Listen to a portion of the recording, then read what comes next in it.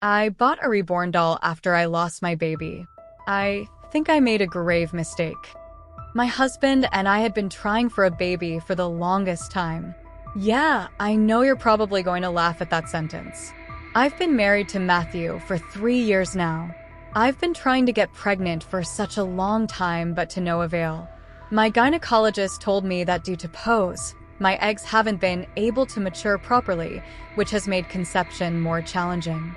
So, when I noticed that I was feeling nauseous and my menstruation blood was nowhere to be seen, I took a test, and it's no surprise that I was happy. I did everything to make sure this baby came out of my womb healthy, and I mean everything. I have no idea where I failed, if it was even my fault.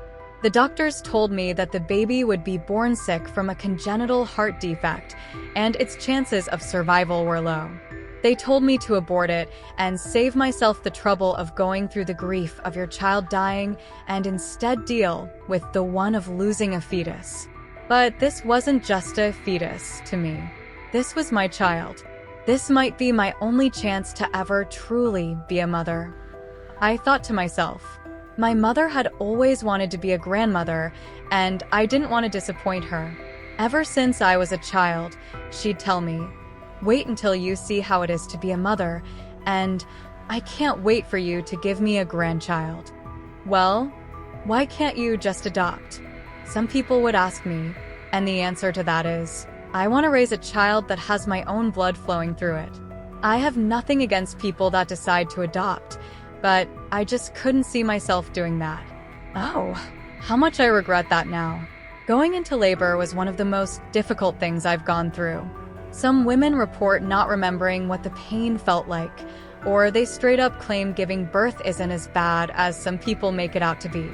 That was far from the truth for me. I felt as if I was trying to push a rock out of my stomach through an opening that was not meant by nature to have a being that big pass through it. I felt as if I was being broken apart. My entire soul was torn open with a rusty knife with no analgesic and no mercy whatsoever. I decided to go the natural way too, so no C-sections. I really thought I knew better than my doctors who have had experience with women in my position for years and have paid thousands of dollars to get the education they have to be where they are. Please make it stop. It hurts. Those were some of my words. I want to go C-section. Please, I begged them, but to no avail. I'm sorry, miss, but it's too late for that. Come on, you're almost there. We know you can do it, said one of the medical professionals. I was holding Matt's hand for dear life. I gripped it so tight to the point I knew I was hurting him. If I have to suffer this much, I'm sure he can deal with a little pressure. Come on, sweetie. I know you can do it. You've come so far, said Mark. I know that he was trying to be supportive, but to me, he was just irritating at that moment. He wasn't the one that was being shredded into millions of pieces. Of course, I didn't want to tell him that because even at my worst, his sensitive but was just going to be offended to the point where he wouldn't speak to me for days. I couldn't deal with his immaturity now, could I? After I was done birthing that monstrosity of a baby, they let me hold her. It was a baby girl. Miracle, I said. Her name is going to be Miracle. Its symbolic name meant a lot to me, and I hope it'll mean a lot to her too. After the countless doctors I had to go to throughout the last 3 years and the time I was bringing her into this world, which felt like decades, I hope she appreciates her mother. The doctors put her in one of those incubators. I was made very well aware of the situation that she was going to be in and what her chances of survival were. Do you know what it was like when they told me the baby had died after a few hours of fighting for her life? All that effort and suffering. And for what? My heart was mercilessly shattered into countless, agonizing shards. I only got to hold her once for a few seconds before she was taken away from me forever. My beautiful Miracle, my baby. I'd opt for childbearing her 100 more times than this. Sometimes I even wondered if someone had physically torn my heart from her chest. Maybe she even did it. I do not know at this point. The doctors were right. I should have just aborted her. I would have spared myself and my entire family so much suffering. I was selfish to think I'd ever be a biological mother. I broke Matt now too, as well as my mother. She arrived at the hospital 10 minutes after her niece had died. She never even got to see her alive. My mother hasn't talked to me after that. She didn't even come to check on me. She probably thinks it's my fault. After we arrived home from the hospital, Matt's been doing his best to not show his sadness and to be strong and supportive, but I know it's there. I know it's there because every night I hear him leaving our bedroom to cry in the living room. I wish I could just go there, hug him and tell him that everything is going to be okay, but I can't. I can't because I'm a mess myself, physically and emotionally, and I'm the reason he's there bailing his eyes out. It hurts so much to know what a horrible wife I've been. The funeral was a complete mess. I saw so many people crying there. The bastards didn't even know my child. They'd never even seen her, and yet they were shedding tears as if their child had died and not mine. It was a disgrace. It was impressive even. Their crocodile tears are unquestionable proof that if they'd pursued the media, they would have become successful and famous in a quick time. So many of them were like, "I'm so sorry, and I'm here for you." As if that were true. You know who didn't shed a single drop of tear? Me. Do you know why? Because I had other plans. Maybe I can't bring my child back, but what I can do is make a doll. In the funeral home, I demanded that they leave me alone with my child. They were highly against that, as me being alone would be too emotionally distressing for me. They were right. So many mothers complain because their children cry too much. What about my baby that's never going to let another sound come out of her mouth ever again? They are so ungrateful. They don't deserve their children. They don't know what it's like to lose a child, to lose a part of your soul. Part of my soul that I was going to bring back soon. When my baby was born, there was hair on her head.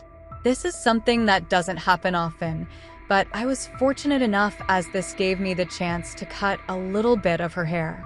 Hair that I was going to put in the custom reborn I had ordered the day my baby was pronounced dead. Maybe the doll can't call me mama or cry or even move, but it was all that I had left. What else was I supposed to do?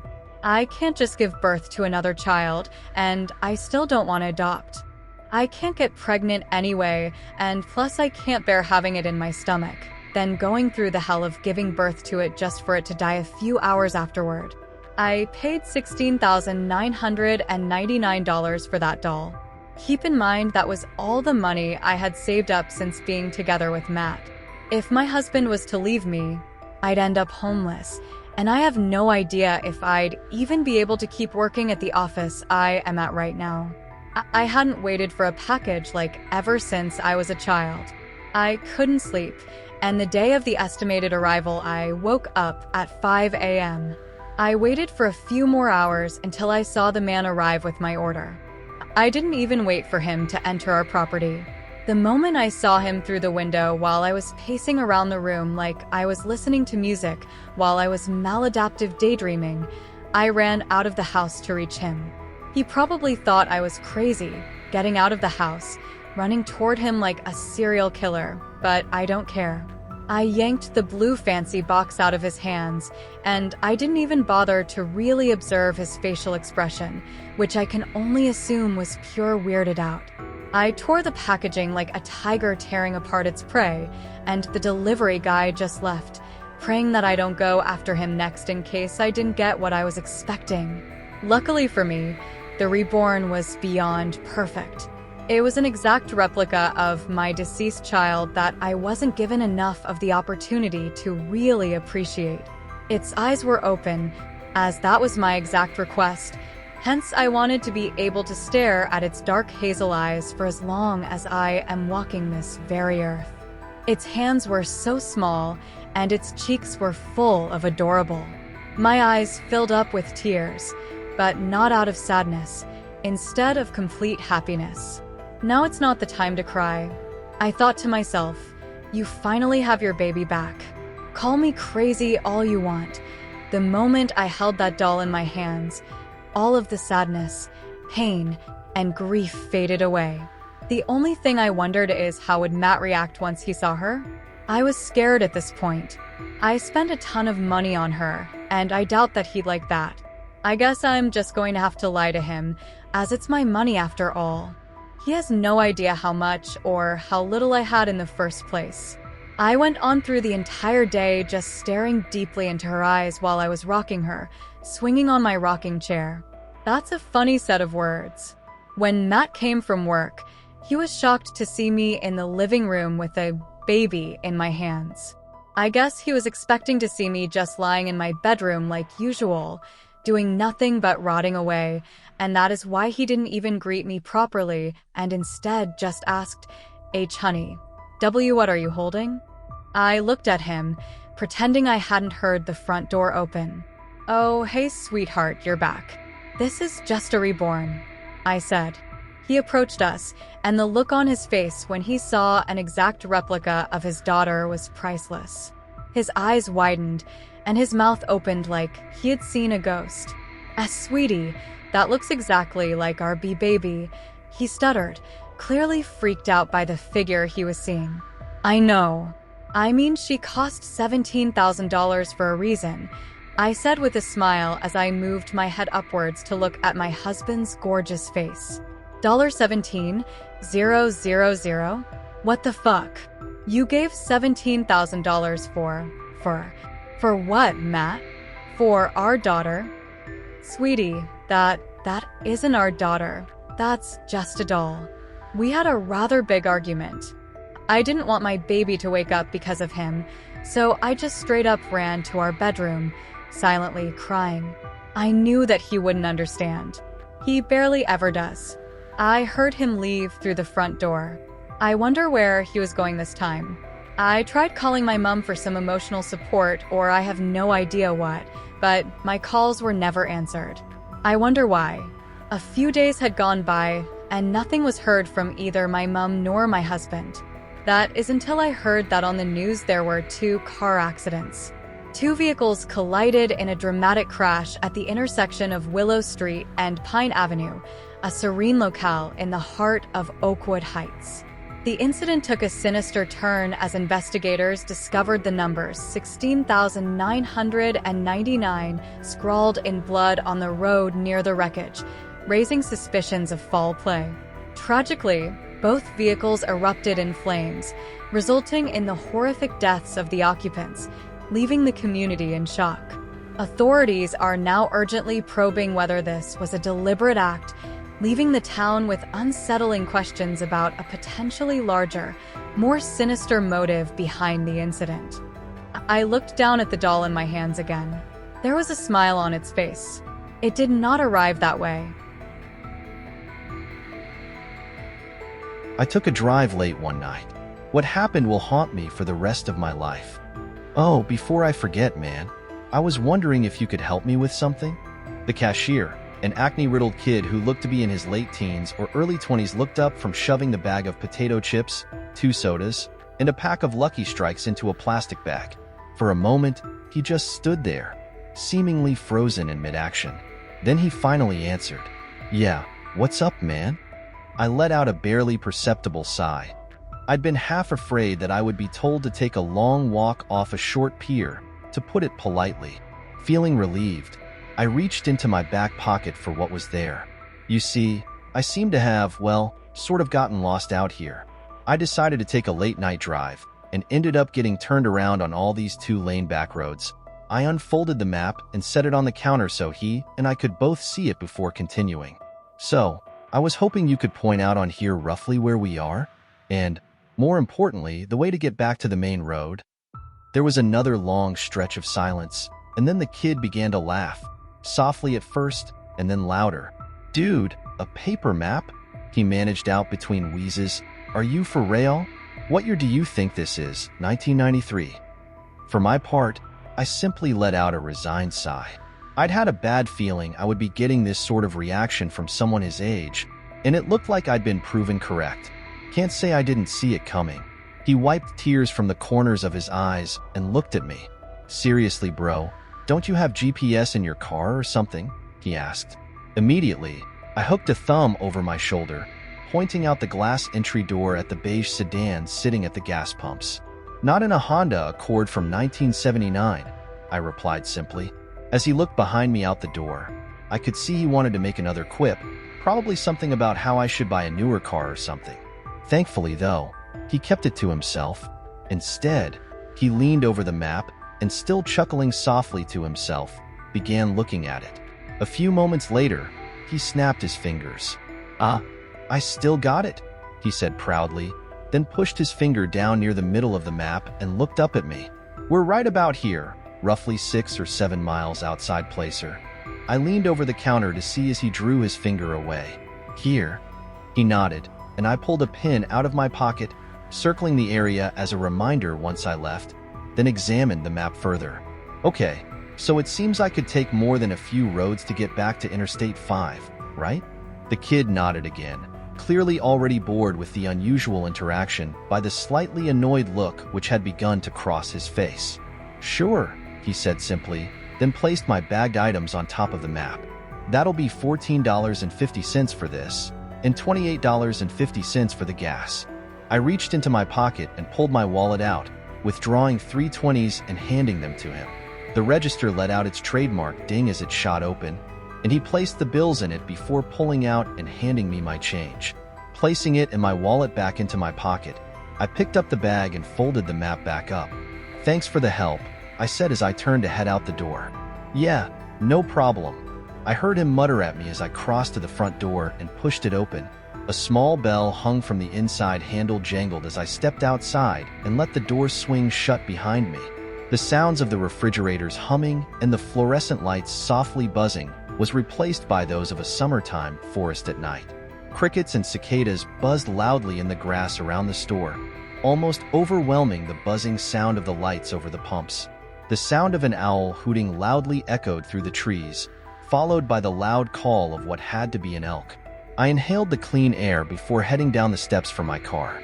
Pulling open the driver's door, I took one last look around before dropping into the driver's seat. "So, did you find out where we are?" asked a voice from the passenger seat. For a split second, a wave of confusion and panic swept over me, and I spun in my seat. It was immediately replaced by a wave of embarrassment, amplified as my friend began to let out a deep laugh. "Dude, were you in there that long that you forgot I was out here waiting for you?" Not wanting to admit I had done just that, I shook my head. "Nah, bro, not that. Just dealing with the kid and there was a major headache." He nodded sympathetically. "Craig was one of my close friends. Ever since we'd met each other, we'd immediately clicked and had stuck with each other from that point on. And one thing we both loved to do was take late-night drives to nowhere, simply driving around with no destination in mind, listening to the radio and occasionally sharing a joint one of us would buy. This is the first time we've ever gotten lost, though." I reached into the bag, pulling out the bottle of Mr. Pibb and handing it to him. "Here," I said simply, before pulling the Lucky Strikes out and chucking the rest into the back seat. Pulling the key from my pocket, I slid it into the ignition and turned it, the car's buzzer sounding as the dash lights came on. A moment later, the inline four quietly rumbled to life with its traditional burble. Tearing open the packaging, I pulled a cigarette from the pack and stuck it into the corner of my mouth before reaching to push in the car's cigarette lighter. As I did, I shot a glance back towards the store and froze. A small shiver shot down my spine as I realized the kid was standing at the door and staring out at us. What the actual hell? Craig caught my gaze and turned to look himself. "Dude, what the hell is his problem?" I shook my head as the lighter popped back out, signaling it was ready to use. I pushed the glowing red coil against the tip of the smoke for a moment until it was lit, then placed it back in its slot. I pulled it from my lips and exhaled a cloud of smoke before answering, feeling more than a bit unnerved. "I don't know, but honestly, man, that's more than a bit creepy." I shot one last glance. The kid hadn't even blinked once. He was just staring with an off-putting intensity out the glass. "Come on, let's get out of here," Craig said, echoing the thoughts swimming through my mind. I put the car into first gear and eased off the clutch, the car beginning to roll forward. Out of the corner of my eye, I saw him turn and shoot the bird at the kid as we slid out from under the lights into the dark. Prick, I heard him mumble. I turned the car left and began heading back the way we came. Well, the good thing is, yeah, I did find out where we are. I pulled the map from my pocket and handed it to my friend. I heard him fumbling for a moment, and then a small flashlight clicked on as he aimed it at the map. Dude, how did we make it almost as far east as Placer? He asked with a slightly astonished tone. Longer drive than normal, I guess, I answered, rolling down my window to flick the ashes from my smoke out. I shot a glance at the analog clock on the dashboard. 2:45 it read. I let out a small sigh. Great, Vanessa is likely worrying up a storm about us right now. Me, especially. Ever since we'd started dating 5 years ago, my girlfriend had always been rather apprehensive about my habit of taking long, late-night drives when I couldn't sleep. She always feared I'd get into an accident, either with another car, wrap my Honda around a tree, or hit an animal. Most of the time, I'd come home to find her sitting up waiting for me, worry clearly etched into her beautiful sapphire eyes. I bit my lips slightly. Hey, you think I should text Vanessa and let her know we're okay? I asked Craig. I heard him let out a snort. Honestly, bro? No. I know the woman loves you to death, and I'm happy she cares so much, but she's got to learn you know what you're doing. Plus, you two need your space. It's not healthy how much time you two spend together. I flicked the remnants of the cigarette out the window and let out a snort of my own. It's called being in love, dude. You should try it sometime, I joked, causing him to let out a laugh. Nah, thanks. I enjoy being single too much. Shaking my head, I stared out the windshield as the headlights guided our way. I felt a slight sense of unease creep up on me as I watched the two-lane road stretch out before us, the moon in the sky almost completely blocked by the trees over our heads.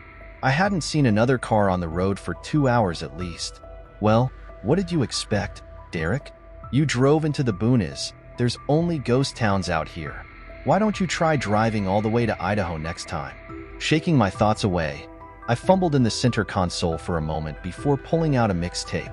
A bit of music would help me feel better. I pushed it into the car's cassette player and hit play. A moment later, the pounding bass and synths of Dance with the Dead's That House began blasting from the speakers. Craig let out a whoop of excitement. Dude, yes. That's the kind of tunes we need for a drive like this. He rolled down the passenger window, sticking his head out the window to whoop and holler into the night. I shook my head, unable to keep from grinning at his antics. Friggin' goofball. The playful mood helped settle my mind, and I felt myself relax into the seat, the tension flowing out of my body and out the window. For a few minutes, that's how things went. The road stretching out ahead of us and then disappearing into the blackness behind us, the music blasting out from the radio, and the soft roar of the engine in the background. I shot another look at the backlit clock. Now it read 5 minutes to 3. We should be at the highway in a minute. The thought released the last wisps of tension in my body and fumbled into the back seat for the bag, catching it with the tips of my fingers.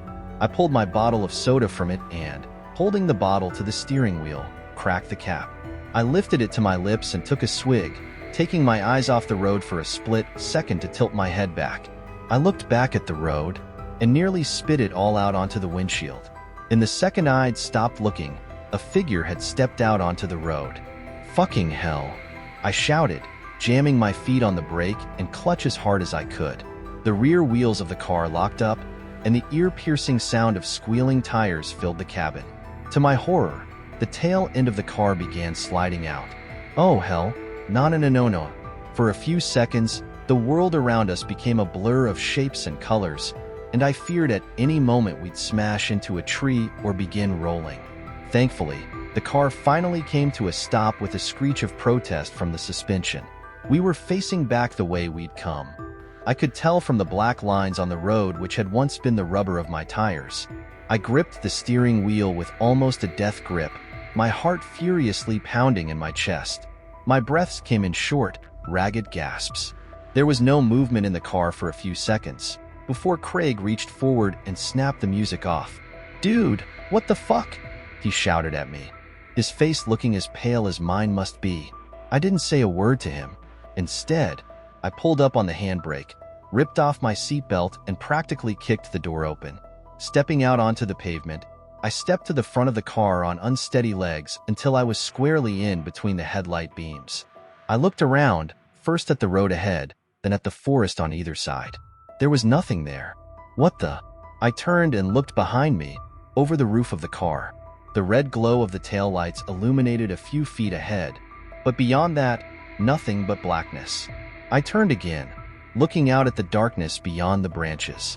No movement disturbed the bushes and branches, and aside from the quiet hum of the car's engine, it was silent. I shook my head. Did I just imagine things? I shook it again. No, I know for a fact I didn't hallucinate. There was someone there. The sound of the car door opening made me turn, seeing Craig step out of the car. Leaving the door open, he immediately came over to me. "You have exactly 20 seconds to explain to me what the hell just happened before I lose it, bro," he exclaimed. For a second, I fought to find my voice, then I answered. Dude, I'm not crazy. Someone stepped out of the woods and onto the road. It looked like a chick. I thought I was gonna freaking hit her. I realized I'd been holding in a breath and let it out, trying desperately to get myself to relax. Craig gave me a confused look. "You serious, man?" I nodded.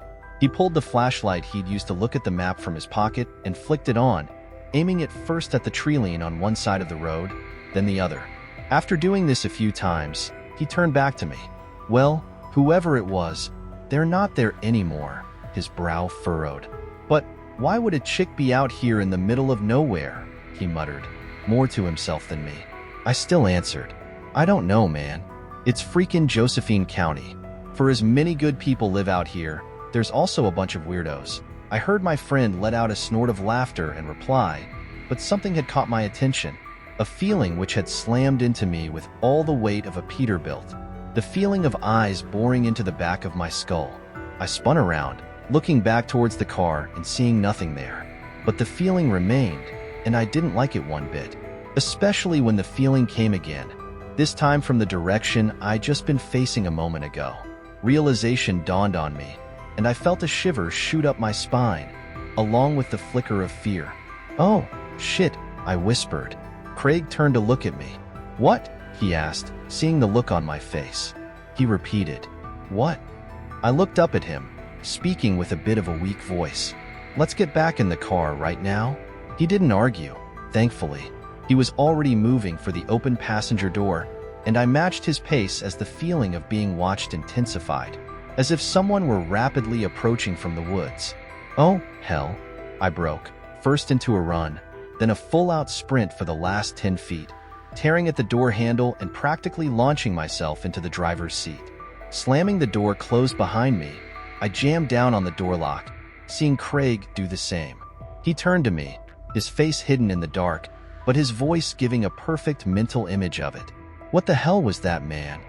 The tone of it gave away the fact he'd felt, even for the briefest of moments, the same feeling of dread and fear I'd had. You remember those videos of people driving on empty roads in the middle of the night, only to have someone step into the road and get them to stop? I asked. A sharp intake of breath came from the passenger seat before he answered, finishing my thought. "And then a bunch of people spring out of the woods trying to ambush them." "Oh, hell no." My thoughts exactly. Time to friggin' leave. I released the parking brake, pulling on my seatbelt and jamming the car into first gear. The tires chirped as I hit the gas, and a moment later, we were accelerating away. As we did, the feeling of being watched rapidly fell away to nothing, and I allowed myself to let out a relieved sigh. We drove in silence for another few minutes before I finally spoke again. "I think we're in the clear, man." Craig let out a soft laugh. "Thank fuck for that," I nodded, then reached for the soda which had fallen, wedging itself by the parking brake.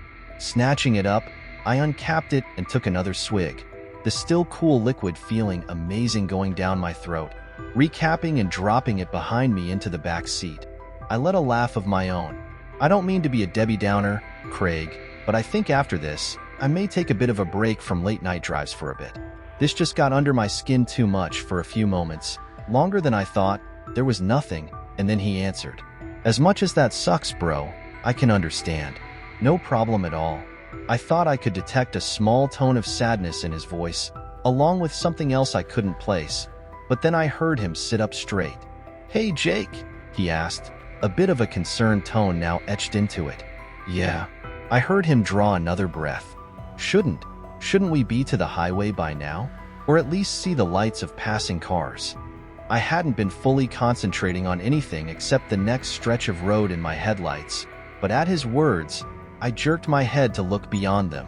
What the actual hell? He was right. The lights of cars and trucks flashing by on the freeway should be visible through the dark. I clearly remembered looking in my side view mirror as we turned onto the road from the highway, seeing the ever-present white and red glows zipping by both ways at close to the same distance we were now. That wasn't the case anymore. All I could see in front of us was darkness. Darkness in the woods on either side of the road. For a moment, I lifted my foot off the accelerator, letting the car slow down a little as my brain whirred. He's gotta be mistaken. Hell, I've gotta be mistaken. We just haven't gotten close enough to the highway yet. You know these old roads, Derek. They often end up longer than they first look. Feeling somewhat relieved by the thought, I said it out loud to Craig. He nodded, but I could tell he wasn't completely convinced. And, for that matter, as much as I repeated it mentally to myself, I couldn't completely convince myself either. It was as if seeing the woman step in the road had shaken me more than I'd first thought. Pushing back down on the gas, I shifted into fourth gear and watched the speedometer flirt with 55 miles an hour. For a few minutes more, neither one of us saw anything as we drove in silence. And then, Craig let out a cry. There. A light. For a moment, a surge of hope welled up inside me, and I craned over the steering wheel, looking to see the highway. It was dashed as I saw it was only a streetlight, standing solitary guard on the side of the road like a sentry. Beneath it stood an old, worn sign which seemed to have been shot at many times with both BB pellets and actual bullets. I slowed the car some as it came towards us so I could read it, and felt a wave of confusion fall over me. Golden, 2 miles. The fuck? Craig breathed out as he read the sign. It passed by us, the streetlight momentarily bathing the interior of the car in light and showing the confused, worried look on his face. How the hell did we end up by Golden? Golden is a ghost town, one which attracts visitors every year to check out the standing buildings. It was a mining town which had a population of a few hundred people, but once the prospects dried up in the early to mid-20th century, it became the ghost town it is today. Its biggest claim to fame nowadays was being featured on Ghost Adventures a few years back. Craig repeated his question, but I wasn't able to answer him. My thoughts were racing inside my head. There's no freaking way. Golden is miles to the north of Placer. There are no roads connecting the two areas, from what I saw on the map. Not to mention, we've been driving in a straight line since leaving the gas station. I honestly don't know, man, I finally answered, my voice conveying how rattled I truly was.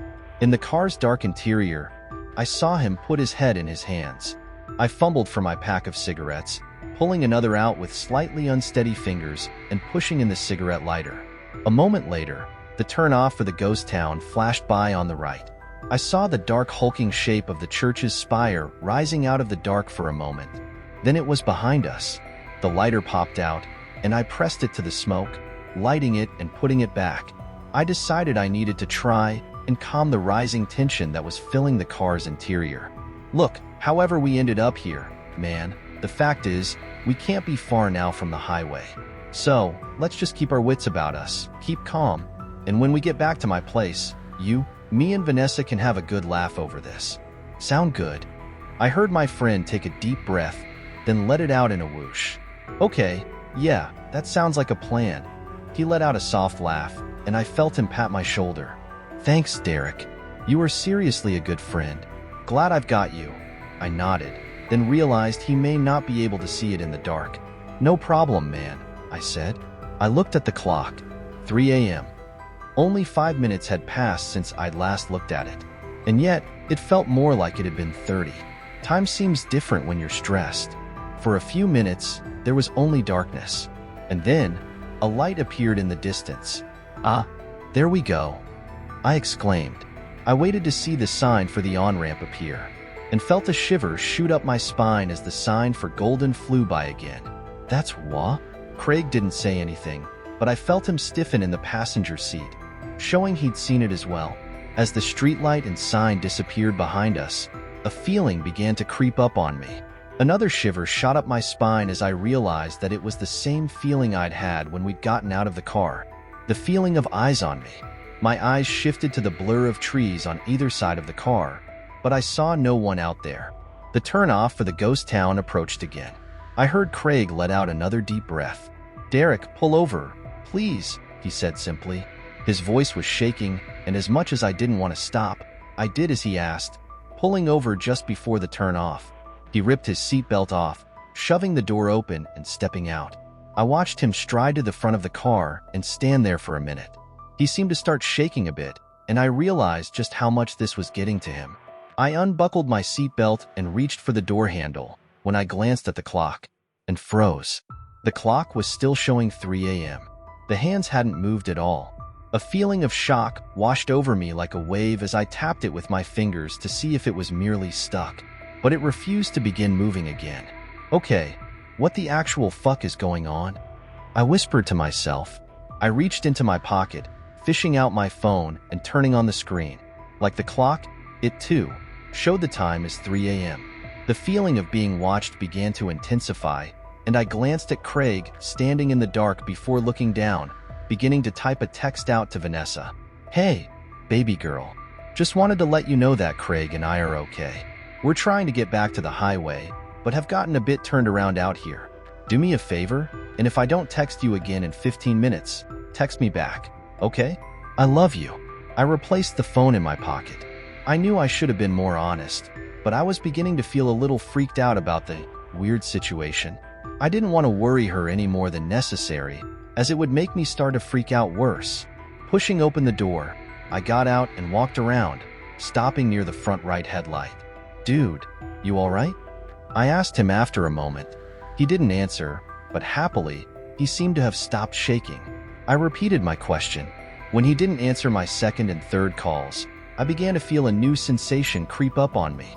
A potent mixture of dread and fear.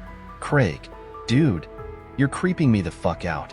Please say something." He finally turned to look at me, and in the semi-glow of the headlights, I saw his face had gone a bit pale. He raised a finger and pointed, saying only a single word. "Look." My eyes followed where he had gestured, and I began to feel like someone had dumped a bucket of ice water over my head. The cigarette dangling from my lips fell from my mouth to the ground. Standing about 50 feet away, just inside the tree-line, was a figure. It was drenched in gloom, but with a gasp, I realized it was the same woman who'd nearly caused me to wreck. "Oh, fuck me sideways, man." I swallowed, finding my voice. We should get back in the car, Craig."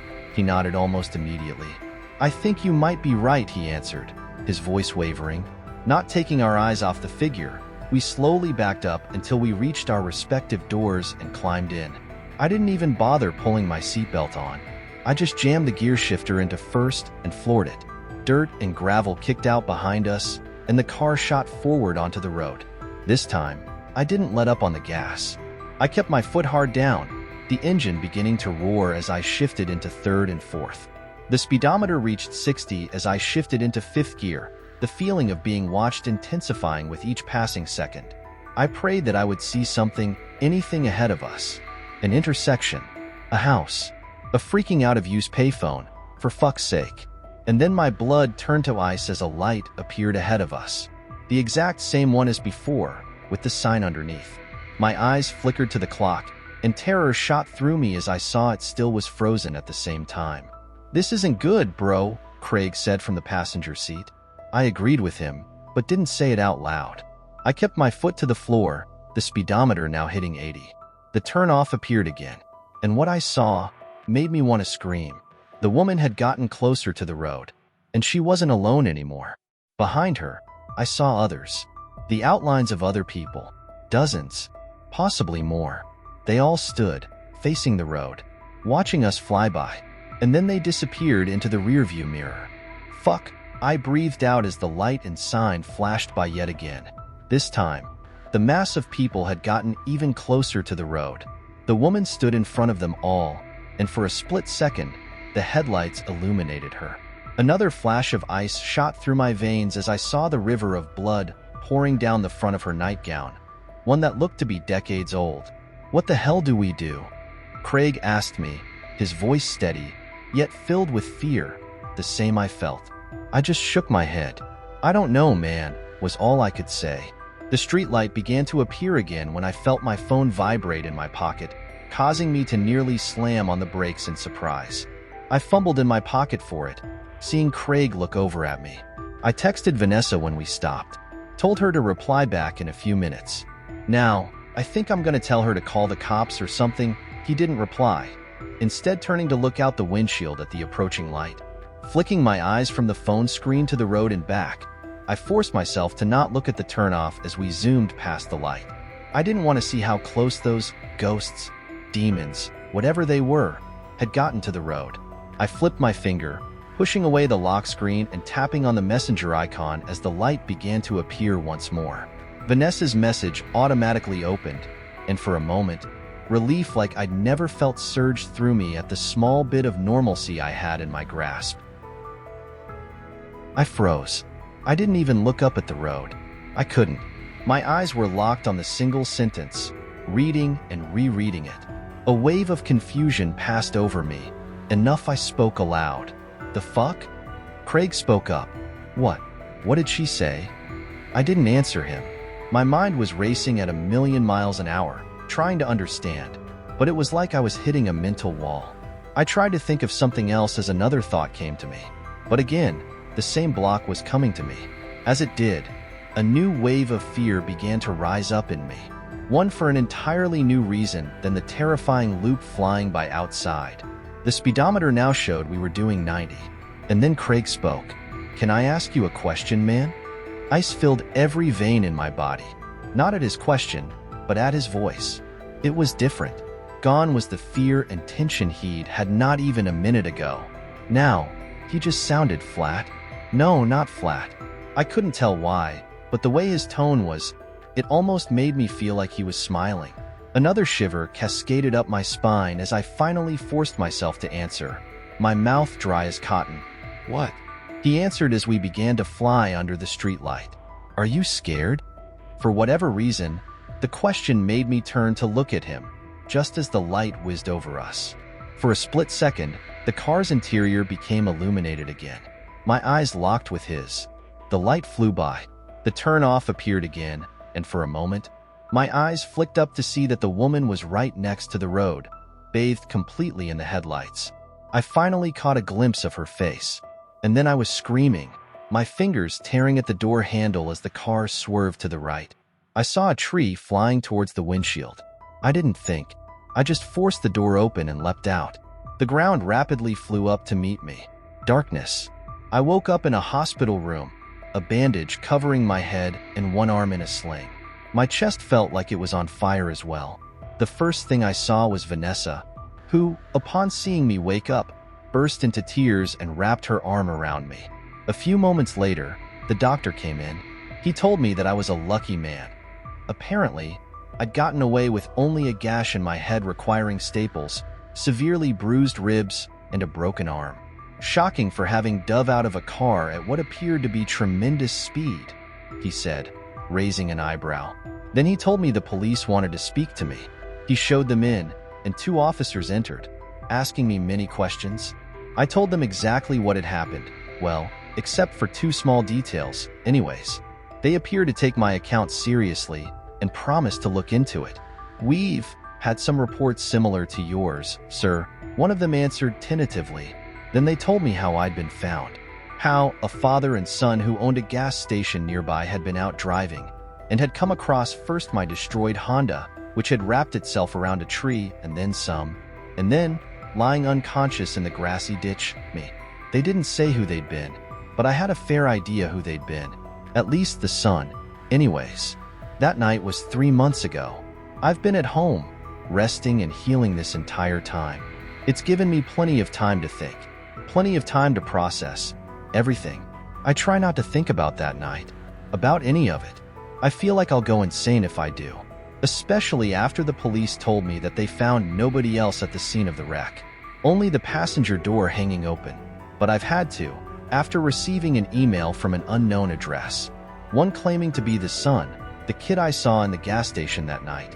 He told me things that his father told him he'd seen for years, that he didn't believe at all, until that night, when he looked out the door at my car. That's when he'd frantically called his father. As I type this out, I feel myself begin to violently shake, remembering the woman's face, indeed a ghost, as it flashed in the headlights. The look of horror plastered there as she frantically waved at me to get my attention. The same look the others must have had, remembering turning to look at Craig as the light flickered over and seeing the smile on his face. A smile wider than any human being's could possibly be, filled with shark-like teeth as black eyes stared hungrily at me. The same shark-like smile the kid told me he'd been flashed as I'd pulled away. But mostly, I remember the single line of text Vanessa sent me. What caused me to rack my brain, trying frantically to recall my friendship with the figure sitting opposite me, and horror filling me as I realized I couldn't think of one single memory. What will keep me from ever taking late-night drives again? The three words that will remain burned into my memory forever. Darling, who's Craig?